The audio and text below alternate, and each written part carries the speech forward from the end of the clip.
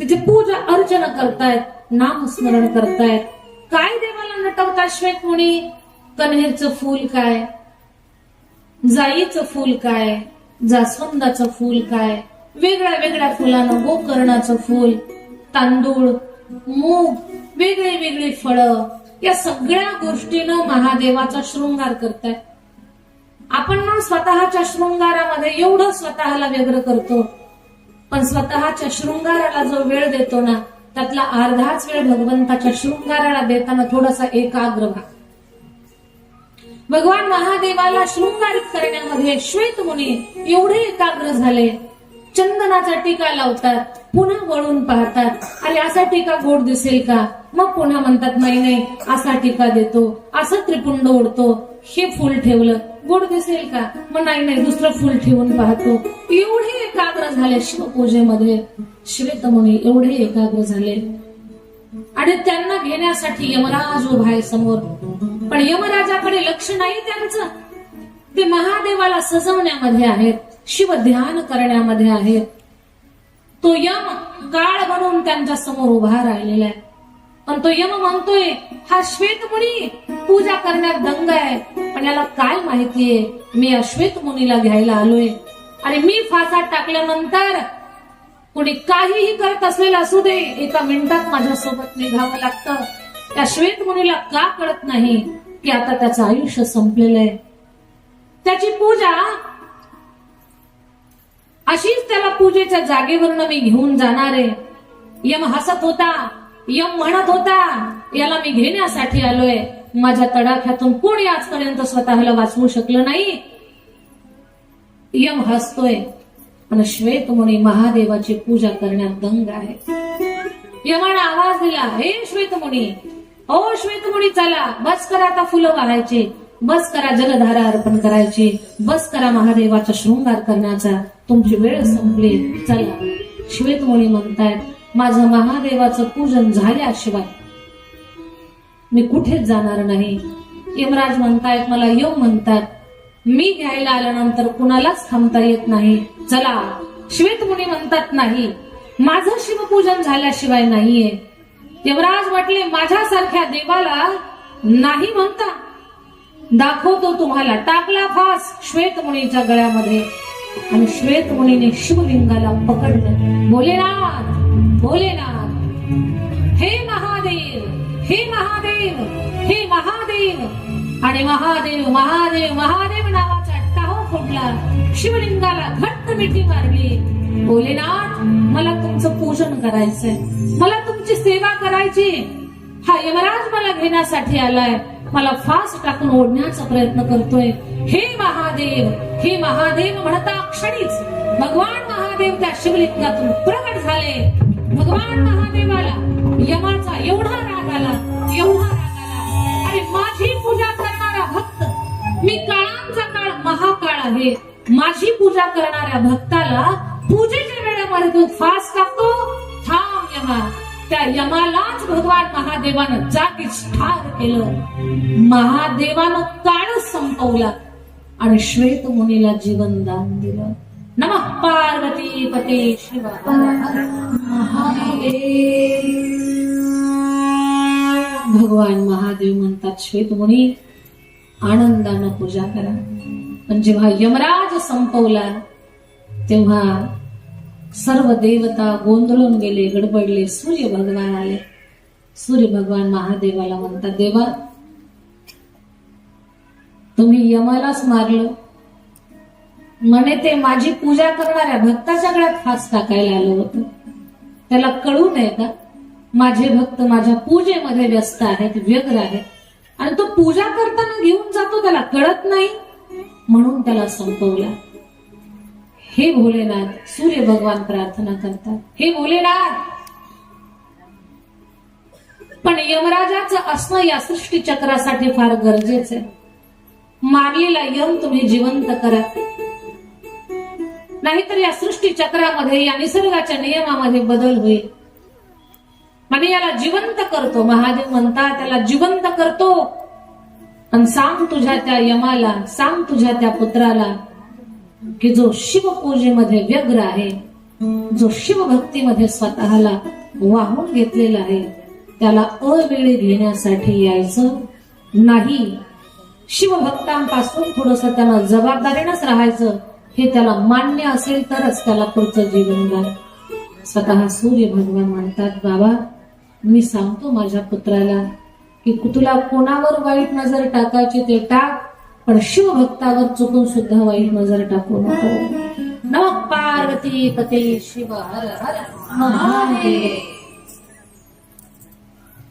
असा हा काळांचा काळ असणारा भगवान महादेव की जिथे त्यानं काळ संपवलाय. म्हणून बरेच भक्त म्हणतात, साधू संतांची वाणी सुद्धा आहे, जगा काळ खाय आम्ही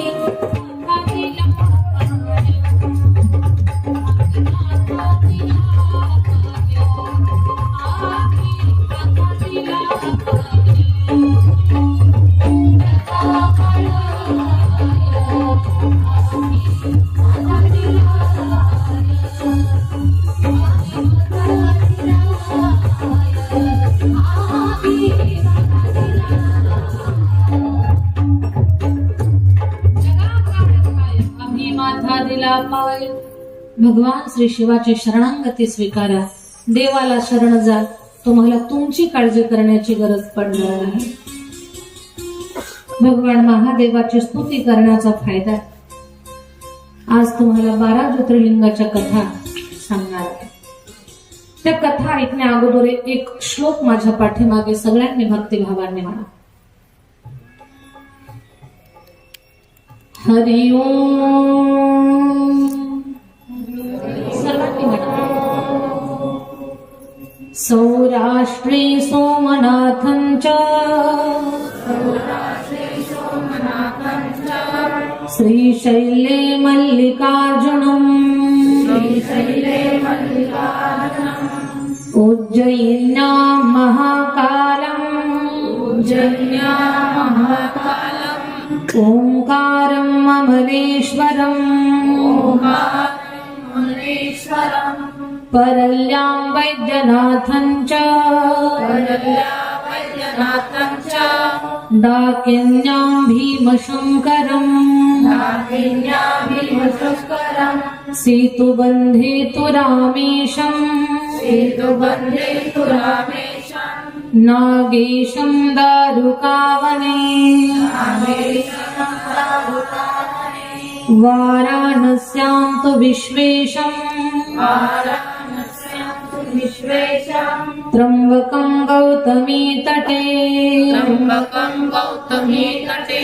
हिमालये तु केदारम् गृष्णेशं शिवालये एतानि ज्योतिर्लिङ्गानि सायं प्रातः पठे नरः सप्तजन्म कृतं पापम्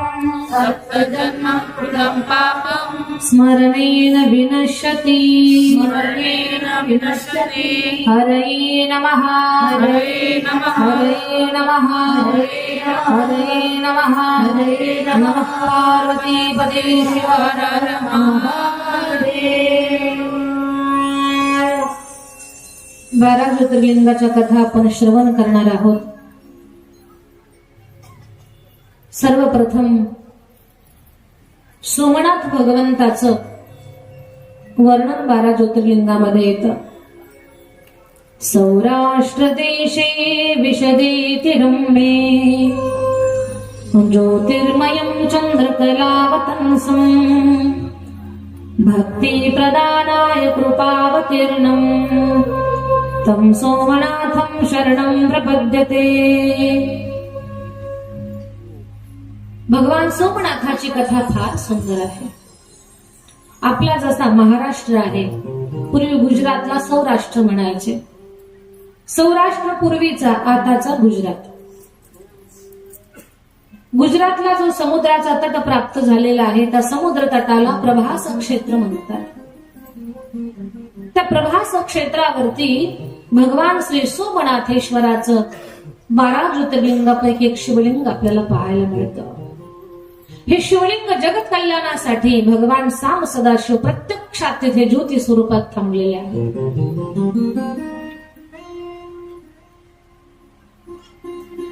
हे शिवलिंग कसं निर्माण झालं, हे ज्योतिर्लिंग कसं निर्माण झालं, त्याची फार सुंदर कथा स्कंद पुराणामध्ये आलेली कथा. दक्ष महाराजांनी आपल्या 27 मुली चंद्राला पत्न्या म्हणून दिल्या. त्या 27 पत्न्यामध्ये रोहिणी नावाची पत्नी अतिशय सुंदर, अतिशय सुंदर. बाकी 26 पत्न्या सुंदर होत्या. स्त्रीला नैसर्गिक सौंदर्य आहे, म्हणजे अतिरिक्त मेकअप करण्याची सुद्धा गरज नाही. स्त्री नॅचरल सुंदर आहे.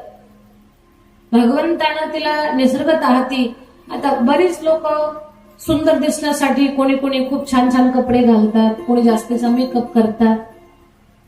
कोण मेकअप करतं त्याला काही माझा विरोध नाही. कधीच मी असं टॉन्टिंग वगैरे या गोष्टी करत नाही. ते आपल्या आपल्या आवडीचा विषय असतो. पण भगवान परमात्मानं नैसर्गिक सौंदर्याचा भाग ज्याला त्याला दिलेला असतो. काही लोकांकडे नॅचरल सौंदर्य असतं. सुंदर दिसण्यासाठी कुणी कुणी भारी भारीचे कपडे घालतात, आणि काही लोकांनी साधे कपडे घालू द्या, वजनातच दिसतात.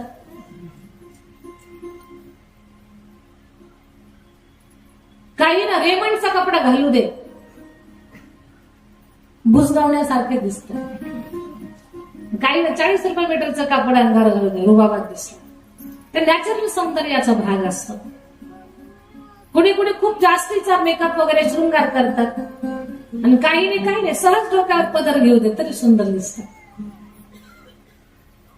तर त्या सगळ्या 27च्या 27 सुंदर होत्या, पण त्यांच्यामध्ये रोहिणी जरा जास्त सुंदर होते. त्या रोहिणीकडे चंद्राचं जास्त आकर्षण. रोहिणीशी बोलणं, रोहिणीशी संवाद करणं, बाकीच्या पत्न्यांना जास्त महत्व न देणं, त्यांच्यासोबत हितगुज न करणं. आता स्त्री स्वभावे जरी सख्या बहिणी असल्या तर थोडस आंतरिक एक हे असतंच ना, की आम्हाला बोलत नाही, तिला बोलतो, आमच्या सोबत बसून जेवत नाही, तिच्या सोबतच बसतो जेवतो. सख्या बहिणी जरी असल्या तरी थोडस कुठेतरी एक स्त्रियांच्या स्वभावामध्ये एक नैसर्गिक भगवान परमात्मानं काही गोष्टी दिलेल्या आहेत, की एक स्त्री दुसऱ्या स्त्रीचं मोठेपण सहन करू शकत नाही. दादा तुम्हाला काय वाटतंय? एक स्त्री दुसऱ्या स्त्रीचं मोठेपण सहन करू शकत नाही. तुम्ही म्हणजे मान हलवताना सुद्धा दचकताय. आणि नाही, खरं तेवढं सतर्क तुम्ही असणं फार गरजेचं आहे. आणि हे किती कठीण आहे. एक स्त्री दुसऱ्या स्त्रीचं कौतुक सहन करत नाही, याचा प्रॅक्टिकल अनुभव जर तुम्हाला घ्यायचा असेल, म्हणजे घेऊ नका, पण तुम्हाला वाटलंच कधी आपण एक प्रॅक्टिकल अनुभव घेऊ, तर कधीतरी शेजारणीच्या भाजीचं कौतुक घरात करा. बंटीची आई, अगं काय त्या शेजारच्या ताई काय काय काय भोपळ्याची भाजी करतात, काय भोपळा करतात ग. फक्त 4-2 वेळा म्हणा काय भोपळा करतात. 5व्या 6व्या वेळेला म्हणतील भोपळ्या, तिकडच भोपळा खायला जातात. एका स्त्रीला दुसऱ्या स्त्रीचं मोठेपण सहन होत नाही. आणि ही गोष्ट नैसर्गिक आहे, नॅचरल आहे त्या गोष्टी. त्याच्यामुळे चलत राहा, प्रवास करत राहा. सख्या बहिणी आहेत, पण रोहिणीशी बोलतो आम्हाला बोलत नाही, ही गोष्ट थोडीशी खटकत होती. मग त्यांनी आपल्या बाबाकडे तक्रार केली, दक्ष महाराजांकडे. बाबा, आमचा पती आमच्याकडे लक्ष देत नाही, रोहिणीशी बोलतो, तिला जास्त वेळ देतो, आम्ही पण त्याच्या पत्नी आहोत, आम्हाला अशी तुच्छ वागणूक बरी नाही. आणि सत्य सांगते सज्जनांनो, खरं तर जीवन सुखाचं जगायचं असेल तर एका पत्नीपेक्षा अधिक पत्न्या नसाव्यात. तुकोबारांचं प्रमाण आहे, पण मी काही सांगणार नाही. एक पत्नी व्रत धारण करावं, आणि तुमच्या प्रारब्धानं काय असेल, एक पेक्षा अधिक पत्नी असतील तर सगळ्यांना समान वागणूक द्या. दत्त जयंतीच्या काळात कोणती एकादशी झाली आता आठवण नाही राहिली मला, बहुतेक मोक्षदा एकादशी होती वाटतं. तर त्या एकादशीची कथा अशी आहे की एका राजानं, त्याला 2 पत्न्या होत्या, त्यांना वागवताना भेदबुद्धीनं वागवलं. एकीला खूप माया प्रेम करतोय, तिला जास्त वेळ देतो, तिच्या सौंदर्याचं कौतुक करतो. दुसऱ्या पत्नीला एकीच्या सांगण्यावरनं तुच्छ वागणूक देतोय. त्या आपल्याच आहेत, त्यांचा त्याग आपल्यासाठी आहे, त्यांचा शृंगार आपल्यासाठी आहे. आणि आपण त्यांना वागवताना चुकीच्या पद्धतीनं वागवत असो तर त्यांचा आत्मा तळतळत असतो.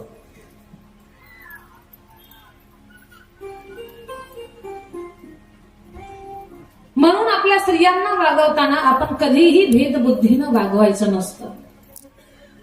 आणि त्यांनी भेदबुद्धीनं वागवलं या कारणानं त्या राजाला खूप कष्ट भोगावे लागले. जेव्हा त्याच्या मुलानं मोक्षदा एकादशीचं व्रत केलं तेव्हा त्या राजाला त्या दोषातून त्याची मुक्तता झाली, मरणोत्तर. एक तर एक पत्नी व्रत असावं, अनेक पत्नी असतील प्रारब्धानं तुमच्या, तर त्यांना समान वागणूक द्या. त्यांना वागवत असताना भेदबुद्धीनं वागवू नका.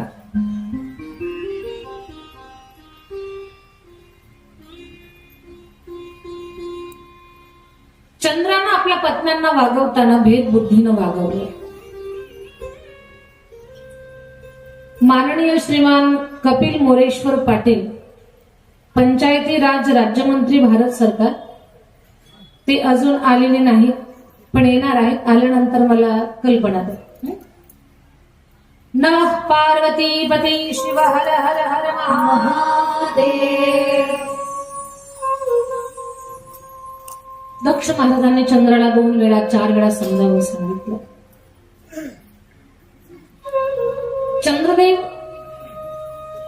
उनकी जो देवी आती, उनकी पत्नी आती, उनके साथ वो अच्छा व्यवहार नहीं करते थे. रोहिणी को बहुत प्रेम देते थे. और जो उनकी 26 पत्नियां हैं उनके साथ उनका व्यवहार अच्छा नहीं था. दक्ष महाराज ने 2-4 बार तो समझाया, लेकिन चंद्रदेव ने नहीं माना.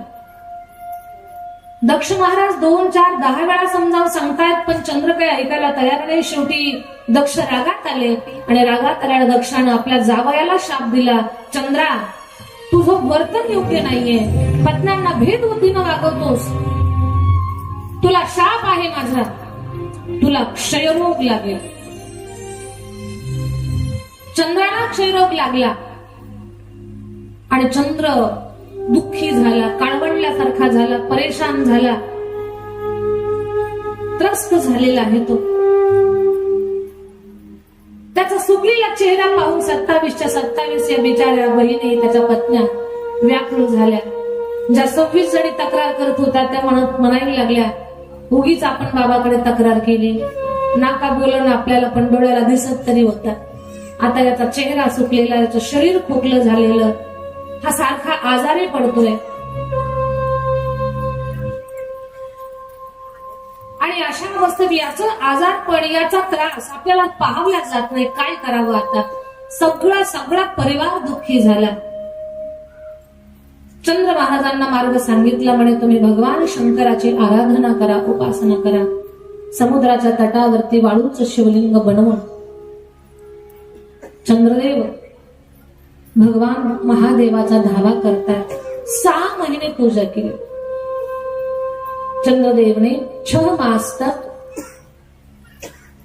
प्रभास क्षेत्र में समुद्र तट पर भगवान शिव जी की उपासना की, उनका ध्यान किया, उनका अर्चन किया, उनकी पूजा करी. 6 महिने पूजा अर्चन केल्यानंतर भगवान सांब सदाशिव प्रगट झाले आणि चंद्राला म्हणतात, चंद्र महाराज का बरं माझा धावा करतायत? काय परेशान आहात, त्रस्त आहात? म्हणे बाबा सासरे बुवानं शाप दिलाय क्षयरोग होण्याचा.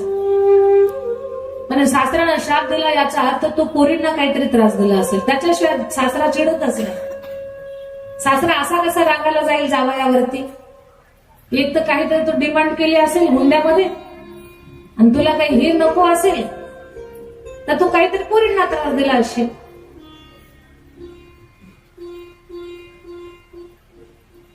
म्हणे माझ्याकडनं माझ्या पत्न्यांना वागवण्यामध्ये भेद झालेला होता आणि त्या कारणानं माझ्या सासऱ्यानं मला शाप दिला. महादेव म्हणतात, चंद्र महाराज, स्त्रियांच्या बाबतीमध्ये केलेली चूक आहे, पत्न्यांच्या बाबतीत केलेली चूक आहे. तुला असं सोडावं तरी त्या बिचारा दुःखी होते आणि तुला पूर्ण माफ करावं तर जगात अनेक लोक अशा चुका करायला तयार होतील. तू अनेकासाठी उदाहरण सुद्धा राहिला पाहिजे. म्हणून तुला वरदान असं देतो की तू 15 दिवस तुझं आरोग्य चांगलं राहील आणि 15 दिवस तुझी तब्येत खराब राहील. 15 दिवसात तुझी तब्येत खराब झाली की जी लोक आपल्या पत्न्यांना चुकीच्या पद्धतीने वागणूक देतात त्यांना चंद्राचं उदाहरण पहा. पत्न्यांना चुकीचं वागल्यावर कसं झालेलं आहे. आणि 15 दिवस तुझी तब्येत एवढ्याच कारणासाठी चांगली की बिचारी पत्नी पतीसाठी एवढी समर्पित असते की तिला वाटतं तिचा पती कितीही छळणारा असू दे, कितीही त्रास देणारा असू दे, तो चांगला असला पाहिजे तिची धारणा असते. कधी कधी आमच्या माता मावल्या झोपेत उठल्यापासून झोपेपर्यंत एकच चिंतन करतात, नमः पार्वती पते शिव हर हर हर महादेव. माननीय श्रीमान कपिलजी मोरेश्वर पाटील, पंचायती राज राज्यमंत्री भारत सरकार यांची ठाकरे परिवारानं आयोजित केलेल्या कार्यक्रमासाठी सदिच्छा भेट आहे. माननीय साहेबांच्या स्वागतामध्ये आपण सर्वजण टाळी वाजवू आणि या सुंदर अशा कार्यक्रमामध्ये या भक्ती रसामध्ये ठाकरे परिवाराचे या कार्यक्रमाच्या मातोश्री हरिभक्त सोनाबाई वसंत ठाकरे, श्रीमान विनोद दादा वसंत ठाकरे, अध्यक्ष भारतीय जनता पार्टी उद्योग आघाडी ठाणे ग्रामीण, सचिन दादा वसंत ठाकरे, सरपंच ग्रामपंचायत रांजवली पिंपळघर, किरण दादा ठाकरे, या सगळ्यांकडनं आलेल्या मान्यवर मंडळीचं या परिवाराच्या वतीनं सहर्ष स्वागत आहे.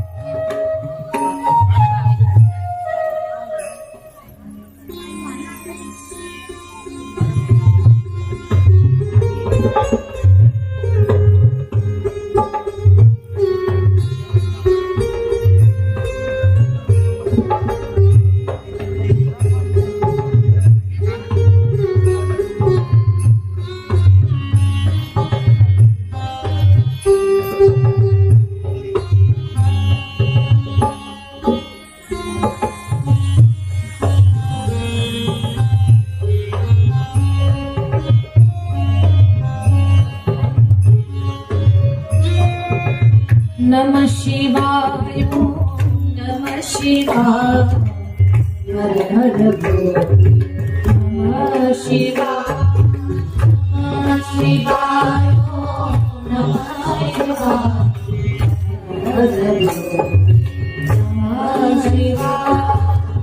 नमः शिवाय, हर हर बोल, नमः शिवाय, नमः शिवाय, नमः शिवाय, हर हर बोल, नमः शिवाय, नमः शिवाय, नमः शिवाय, हर हर बोले, नमः शिवाय, नमः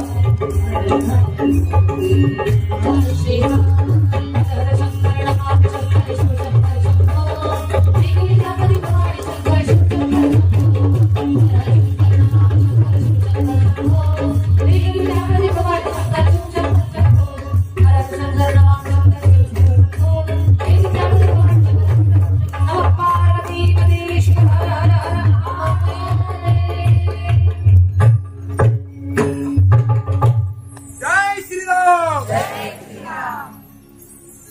भगवान श्री सांब सदाशिव सांगतात, चंद्र महाराज, चंद्रदेवा, पत्न्यांना समान बुद्धीने आपण वागवलं पाहिजे. त्या बिचारा निष्पाप निरागस असतात, फार साध्या गोळ्या वागड्या असतात, त्यांचं पतीसाठी पूर्ण समर्पण असतं. 18-20 वर्ष ज्या घरामध्ये राहिल्या, अगदी राशीचं माप ओलांडलं की सगळं माहेर पण माहेरला सोडून ते नवीन जीवन चालू करतात. नवीन जीवन, खूप मोठा त्याग असतो त्यांचा. म्हणून त्यांना वागवताना आपण कधी भेद बुद्धीने वागवू नये.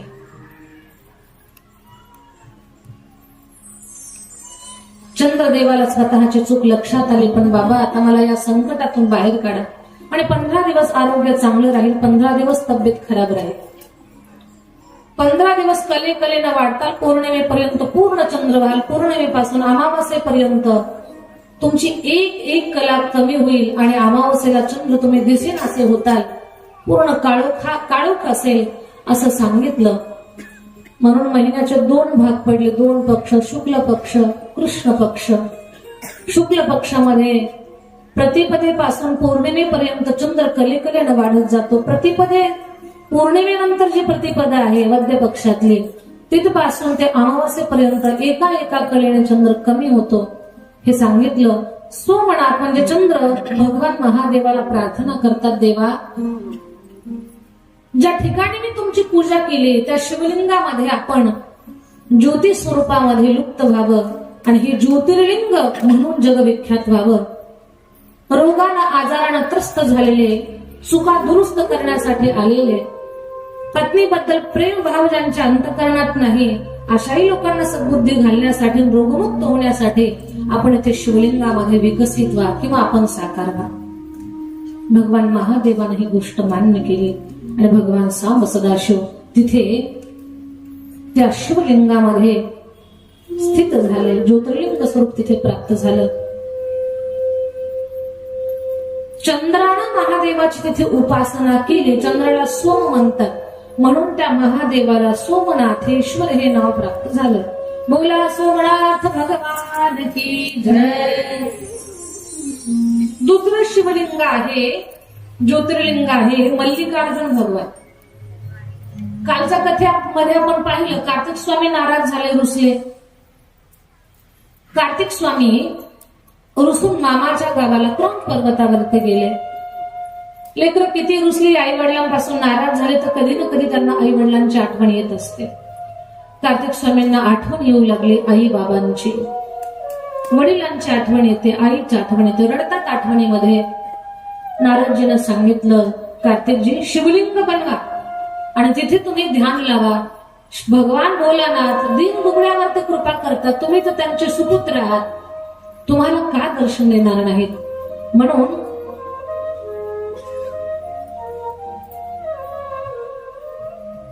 कार्तिक स्वामींनी 2 शिवलिंग बनवले.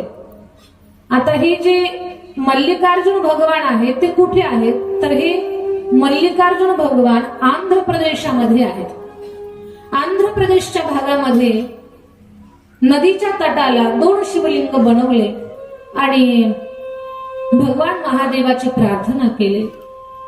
भगवान सांब सदाशिव प्रगट झाले. प्रगट झालेल्या महादेवानं विचारलं, कार्तिका का रडता तुम्ही. बाबा तुमची आठवण येते, काळजी करू नका बेटा, प्रत्येक अमावास्येला तुम्हाला भेटण्यासाठी मी येईल आणि पौर्णिमेला तुमची आई येईल. म्हणून अमावास्या आणि पौर्णिमा त्या दोन्ही तिथ्यांवरती तिथे प्रचंड लोकांची संख्या तिथे भाविकांच्या दर्शनासाठी असते. अर्जुन म्हणजे महादेव आणि मल्लिका म्हणजे माता पार्वती, म्हणून मल्लिकार्जुन असं त्या ज्योतिर्लिंगाचं नाव झालं. बोला मल्लिकार्जुन भगवान की जय. तिसरं ज्योतिर्लिंग आहे महाकालेश्वर भगवान. मध्य प्रदेशामध्ये उज्जैन नगरीमध्ये क्षिप्रा नदीच्या तटावरती हे महाकालेश्वर भगवान. एक दूषण नावाचा राक्षस होता. तो दूषण नावाचा राक्षस लोकांना त्रास देत होता, लोकांना भीती घालायचा. त्याला देवधर्म बंद पाडले. कोणाला यज्ञ करू देत नाही, कोणाला मंत्र गाऊ देत नाही, पूजा करू देत नाही, हरिपाठ नाही, काकडा नाही, देवळात दिवा लावू देत नाही. हा दूषण राक्षस त्याचा खूपच उन्माद वाढला. त्यानं खूप मोठं धार्मिक नुकसान केलं, लोकांचा छळ केला. आता लोकांच्या अंतःकरणात सुप्त भक्ती कुठेतरी जागी व्हावी, कुठेतरी टिकून राहावी. लोक चोरून लपून कुठे भजन संकीर्तन करायचे, पूजा अर्चन करायचे, तर हा दूषण राक्षस त्यांना तिथे जाऊन दंड द्यायचा. लोक घाबरली आणि त्या भयामुळे, भीतीमुळे देवघर सुद्धा धूळ खात पडले. त्या दूषणच्या समोर जाऊन त्याच्यासोबत दोन हात करण्याची ताकद सुद्धा कोणाची नव्हती. का तर तो दूषण राक्षस असा होता की त्याच्यासोबत जर कोणी युद्ध करायला उभं राहिलं तर त्याच्या रक्ताच्या थेंबात तो नवीन राक्षस तयार होत होता. त्याचं रक्त जर पृथ्वीवर सांडलं तर त्या राक्षसाला खूप घाबरत होते. 4 भावंड होती, ब्राह्मण पुत्र. त्यांनी थोडस गुफेमध्ये जाऊन शिवलिंग बनवलं. त्यांना वाटलं हे कोणालाच माहिती होणार नाही. गुफेमध्ये शिवलिंग बनवलं आणि तिथे जाऊन भगवान शंकराचं पूजन करू लागले. आपल्यापैकी जे महाकालेश्वरला गेलेले असतील त्या लोकांनी पाहिलं असेल की महाकालेश्वराच्या दर्शनाला जाताना थोडंसं उतारात जावं लागतं, असं थोडंसं उतरून खाली. मग तिथे जाऊन ते गुफेमध्ये भगवान शंकराच्या शिवलिंगाचं पूजन करायला लागले. पूजन करू लागल्यानंतर त्या दूषण नावाच्या राक्षसाला कळालं की इथे इथे गुपचूप चोरून पूजा करतायत. तो दूषण तिथे गेला आणि त्या दूषणनं त्यांच्या पूजेमध्ये विघ्न आणण्यासाठी जोर जोरात हसतो. त्यांना सांगतोय आता तुमचा हा महादेव तुम्हाला वाचवण्यासाठी येणार नाही. आता तुमचा देव मी इथं उभा आहे, मी तुम्हाला आता संपवणार आहे. चोरून पूजा करता, मला देव न मानता या मातीच्या शिवलिंगाला देव म्हणतात. दूषण महाराज, याला मातीचं शिवलिंग म्हणू नका. पार्थिव शिवलिंगामध्ये साक्षात भगवान शिव असतात, त्याला साधारण समजू नका. आता तुमचा शिव तुम्हाला वाचवण्यासाठी येतो का ते पाहतो. असं म्हणून त्या ब्राह्मण पुत्रांना मारण्यासाठी दूषण जसा पुढे धावला, त्या 4ही भावंडांनी शिवलिंगाला मिठी घातली. शिवलिंग मोठं बनवलं होतं त्यांनी, त्याला मिठी घातली आणि भगवान महादेवाची प्रार्थना करायला लागले. भगवान महादेवाचा त्यांनी धावा केला. हे रामेश्वर, हे गिरिजेश्वर, हे परमेश्वर रक्षा करो. हे परमेश्वर, हे गिरिजेश्वर, हे परमेश्वर रक्षा करो, रक्षा करो, रक्षा करो, रक्षा करो, रक्षा करो. हे परमेश्वर, हे गिरिजेश्वर, हे गिरिजेश्वर रक्षा करो. हे परमेश्वर, हे गिरिजेश्वर, हे शंभो रक्षा करो.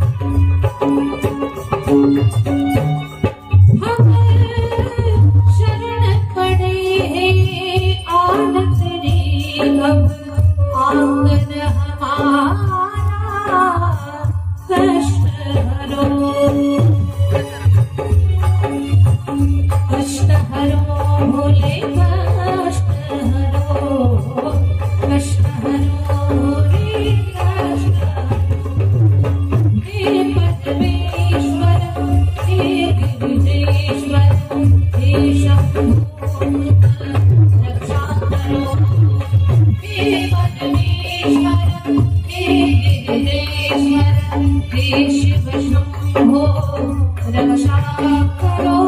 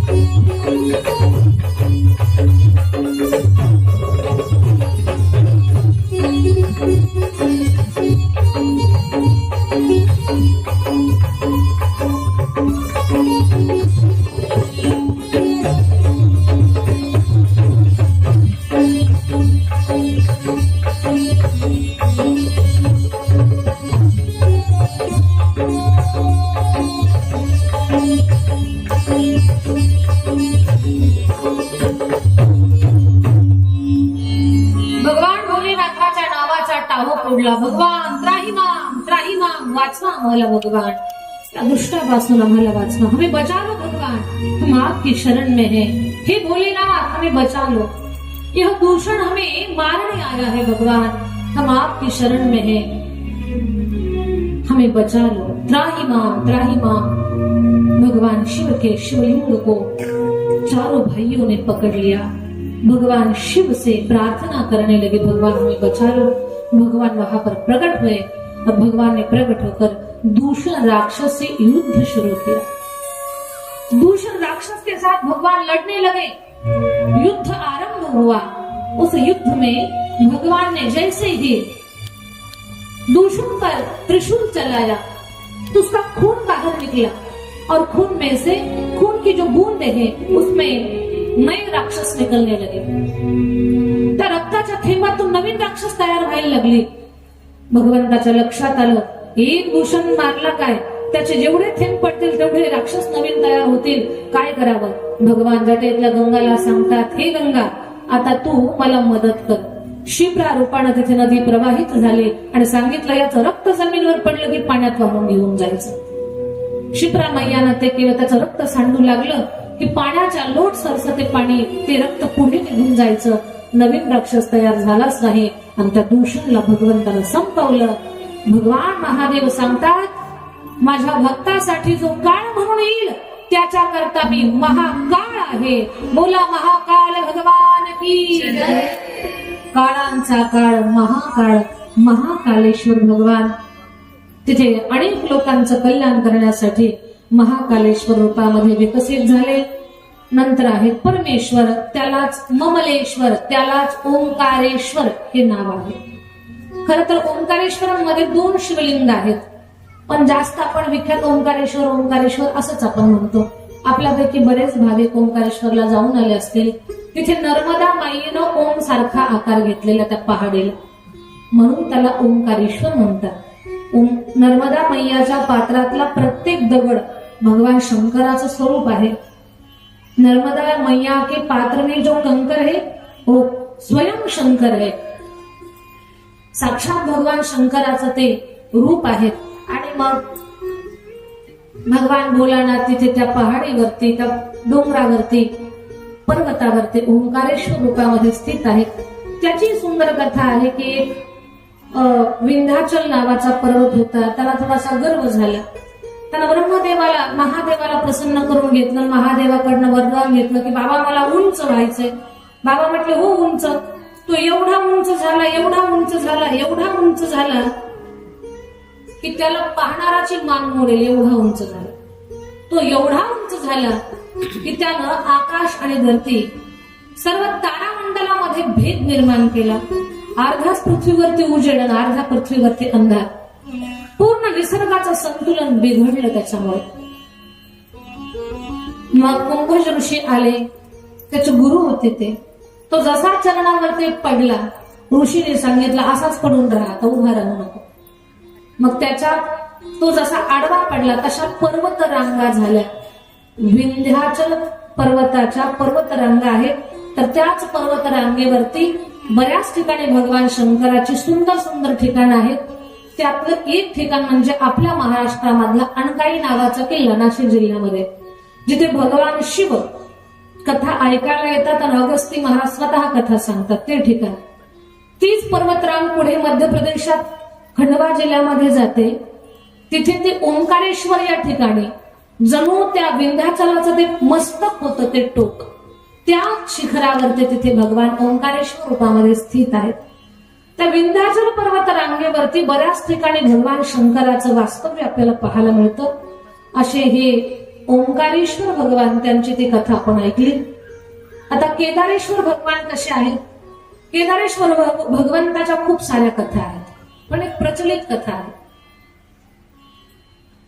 की 5 पांडव यांच्याकडनं महाभारताचं युद्ध झालं. महाभारताच्या युद्धामध्ये खूप मोठी मनुष्यहानी झाली, भरपूर प्रचंड. आणि खूप मोठी मनुष्यहानी झाल्यानंतर राज्य तर भेटलं पांडवांना, विजय सत्याचा झाला, हे सगळं खरं होतं. तरीही पांडवांचे जे प्रमुख आहेत, सगळ्यात मोठे भाऊ धर्मराजा, ज्यांना युधिष्ठिर म्हणतात, ते युधिष्ठिर अस्वस्थ असायचे. त्यांना असं वाटायचं की एवढी माणसं मेली आपल्याकडनं, कुठेतरी हे पाप आपल्याकडनं धुतल्या जावं, याच्यासाठी काय करावं.